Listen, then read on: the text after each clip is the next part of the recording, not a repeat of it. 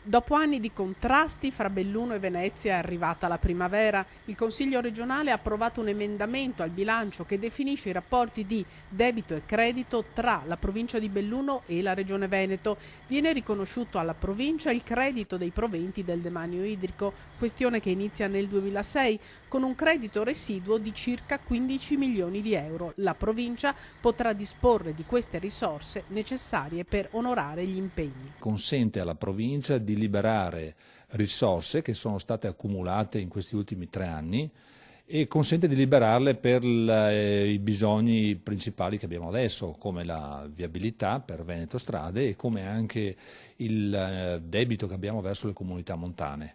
Ora con queste risorse quindi riusciamo anche ad andare incontro a una delle pressanti richieste dei presidenti delle comunità montane e quindi a sbloccare questo credito. È stata una trattativa lunga e complessa, assicura chi c'era. È vero che diamo una sorta di saldo alla regione, però sblocchiamo 15 milioni di euro che erano nelle casse della provincia e che non potevano essere essenzialmente utilizzati perché c'era questo contenzioso tra regione e provincia sul demanio idrico e sui canoni. Una svolta attesa che arriva in un momento molto difficile per il territorio, alle prese con i disastri causati dall'inverno record di precipitazioni. E il futuro? Chiudiamo tutte le partite contabili al 31/12/2013. Dal 2014 metà dei canoni li riscuotiamo noi. E l'altra metà resterà in regione.